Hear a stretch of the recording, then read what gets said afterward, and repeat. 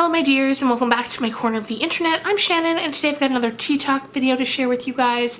Only there is not a drop of tea anywhere near me right now. I've got a different drink for tonight because it's late and it's just been one of those kind of days. So either way, I still wanted to come and sit and chat, just film a kind of catch-up video. Also, in my last video, which went up on Monday and was a vlog, I mentioned that I was going to try filming an assumptions video. I've noticed them kind of going around YouTube lately. If you're unfamiliar, it's where, you know, subscribers just write in things that they assume about you based on what they've seen from your videos, and then you tell them if that is true or false. So today on Instagram, I put up kind of a call for assumptions, and I got a few of them. So thank you guys who participated and sent them in. So that's gonna be fun, I think, just to talk about. They were all very nice assumptions. So that's always nice too.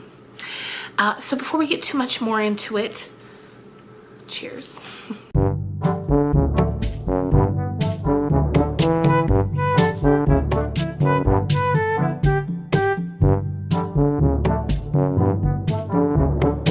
The very first thing that I wanted to mention before we get into the assumptions, before we get into anything, is that right before I came to sit down and film, I saw that Shane Dawson announced on Twitter that tonight, on a night that just so happens to be his 3rd anniversary with his partner, they got engaged to be married.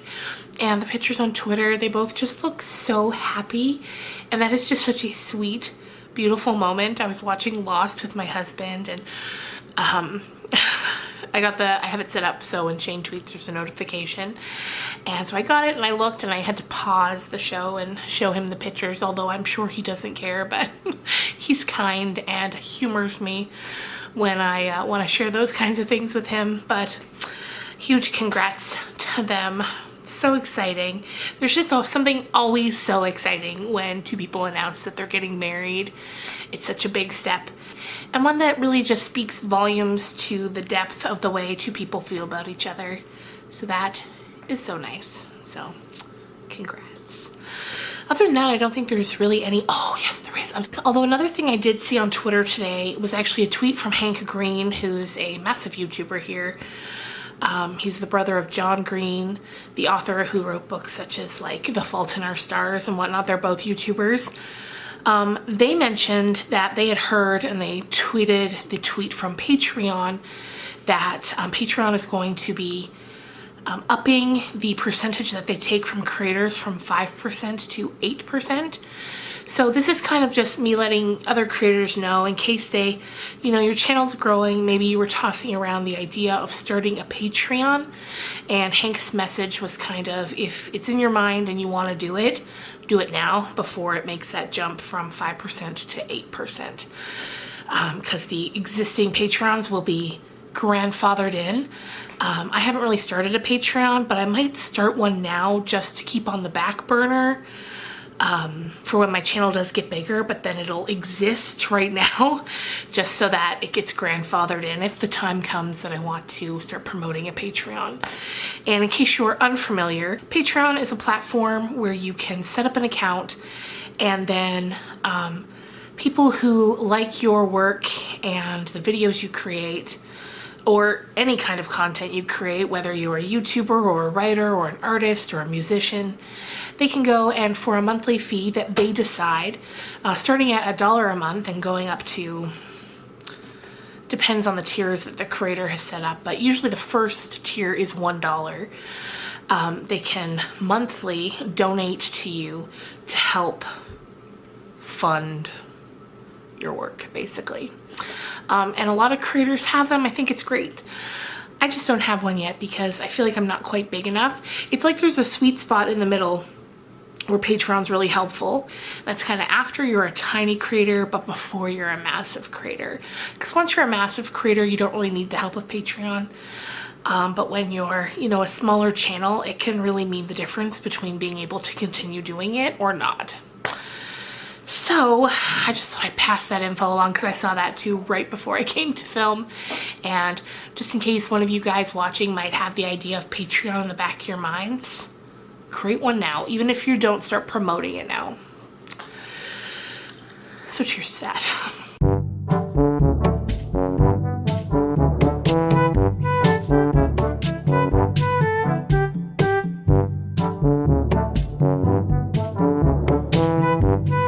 One final thing before I get into the assumptions is if you have been around my channel for a while, you would have seen about a month or two ago, I put up a book review where I reviewed one of Onision's books.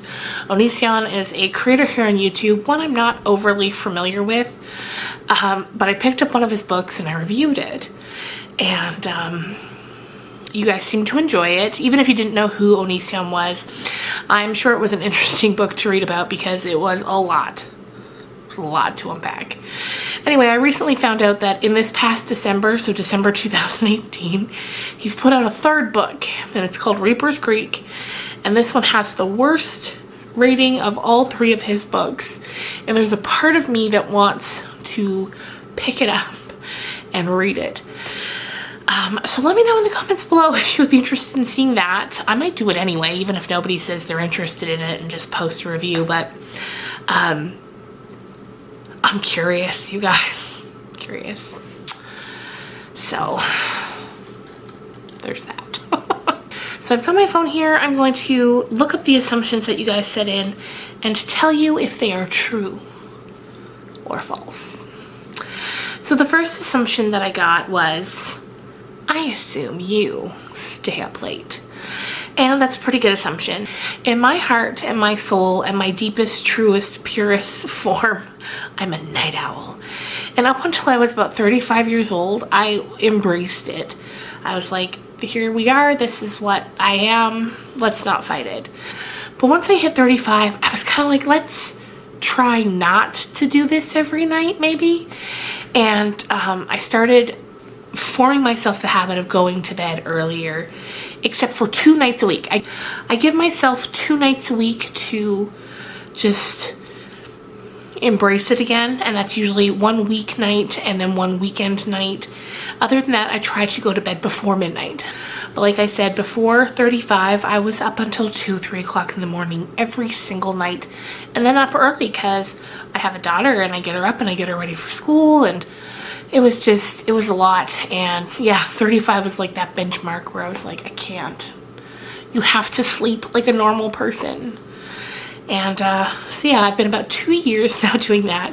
And it does, I feel much better when I can go to sleep and get up and have slept for many hours. The next assumption I got says, you're an anti-Kindle reader.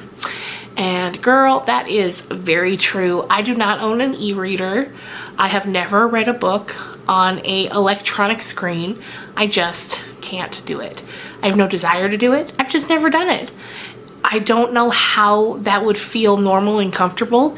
And I just love the feeling of holding that book in my hands too much. And don't get me wrong, I can 100% see the appeal. You can, I mean, for travel, that would be fantastic. You can take a bunch of books with you without weighing down your suitcase. I get the appeal. You can have more books, take up less space. I get it. I just can't do it. Maybe one day the day will come when I make that transition, at least somewhat, but I haven't, and I don't plan to, and I can't foresee it, but we'll see. We'll see. Not happening. The next assumption I got was, you're a stay-at-home mom. And yeah, that is true. When my daughter was little, I stayed at home to care for her full time. She's in school now, of course, and now I kind of work from home. I do writing jobs, I do YouTube, and I also get to be around whenever she needs me. And that's something that I'm so thankful for, because I know a lot of families can't do that. And it's meant the world to me that I've been able to. Just knowing that if she's sick, I'm here. If she needs to be picked up or brought somewhere, I'm here. And that was important to me when becoming a mom. And so you can speak more than one language. Do you like the tone of voice I'm using for these assumptions? Because it's cracking me up. Anyway, you can speak more than one language. That is not true.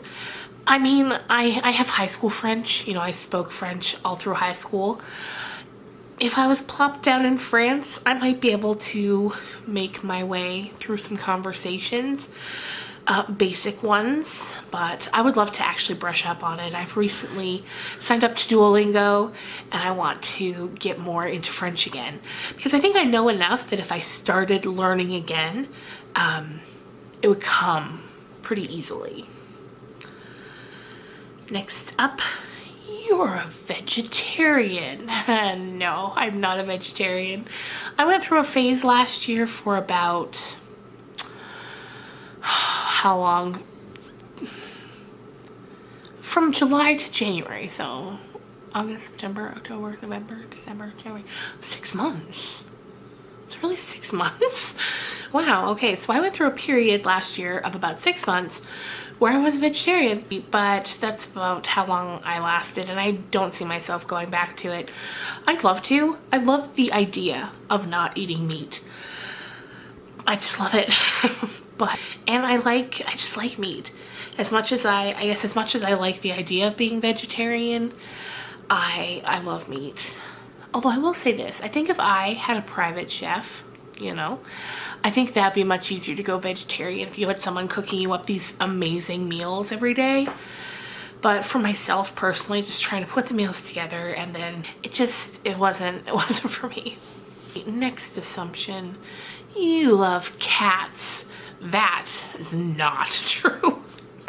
I don't hate cats, but I don't like them. They're not the animal for me. I love dogs. I love the goofiness of dogs. I love the loyalty of dogs. I love the way they love to snuggle and how excited they get when you walk in the house after you've been gone for 30 seconds or more. I love it. I've always grown up with dogs. Cats, well, for one, I'm allergic, so I'm sure that has something to do with it as well, but also they're just not the animal for me. I get the appeal, I get it, but not for me. And the final assumption came from my very sweet friend Denise. She said, I assume you are a wonderful and caring mother and wife. Thank you, Denise. I definitely always, every day, get up and work very hard towards being all of that to my daughter and my husband. It's very important to me.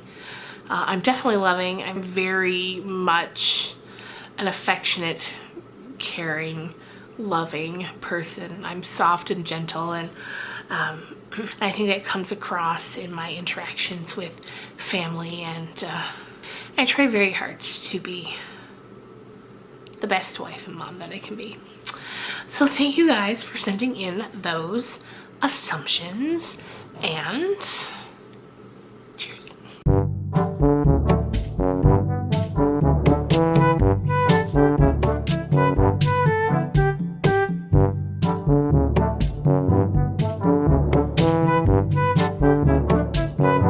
Aside from that, I don't suppose there's too much else to talk about tonight.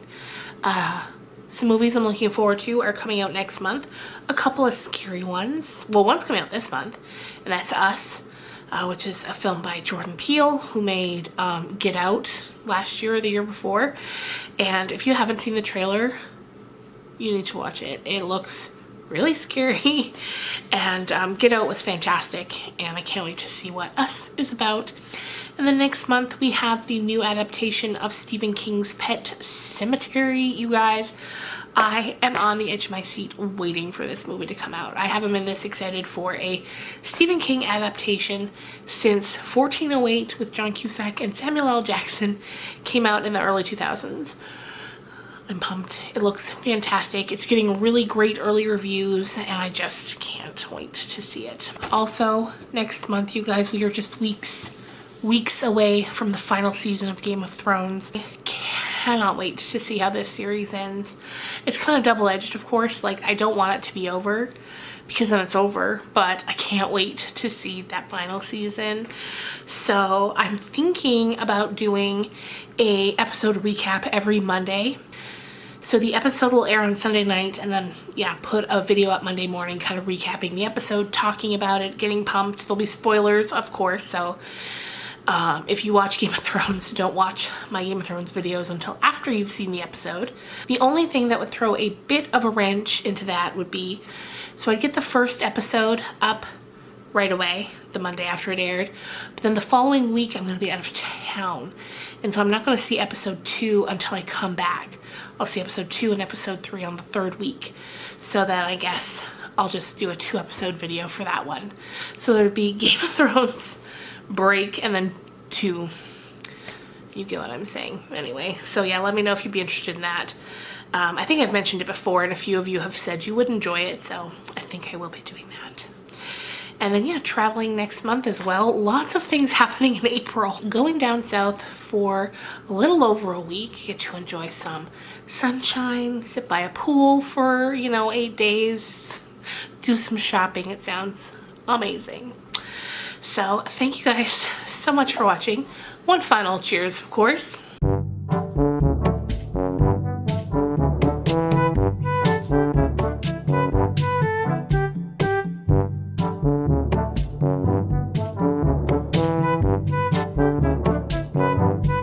Thank you guys so much for watching. I will see you on Friday with another book talk video. Bye guys.